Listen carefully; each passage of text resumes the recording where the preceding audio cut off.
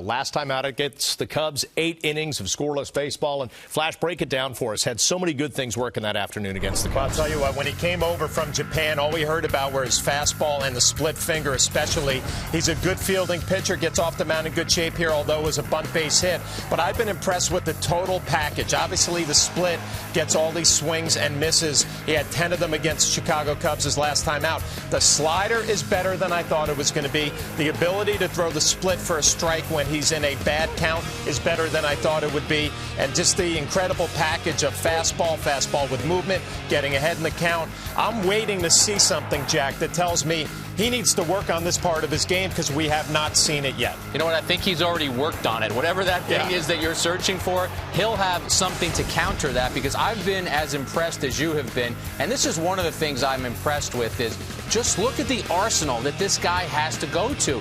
I mean, he throws 4 different pitches about 19% or more of the time. That shows you that he has the confidence to go to those pitches at any time and in any count. And that's why I think hitters, they already have to deal with the fact that this guy's going to make you swing and miss a lot because he's got the slider and the splitter. But then there are other parts in the count, guys, where it might be 1-1, 1-0, 2-1.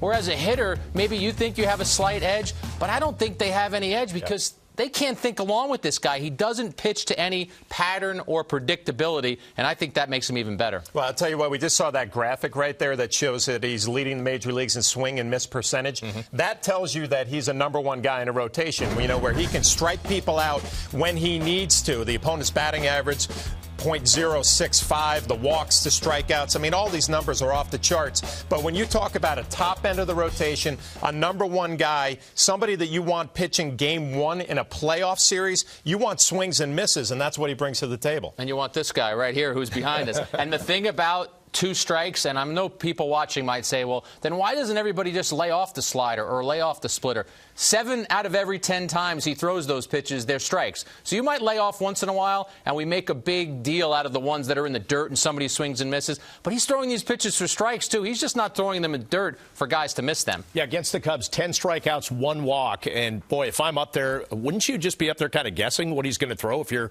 down 0-2 or 2-2? You know, it gets to the point you walk up there as a hitter, and you're thinking to yourself, I don't want to get 2 strikes. And to Jack's point, you'll swing at some pitches that you probably don't want to swing at because you have that split finger in the back of your mind that you don't want to face it with 2 strikes. But it's not that easy because he's not predictable. It just makes your life difficult as a hitter.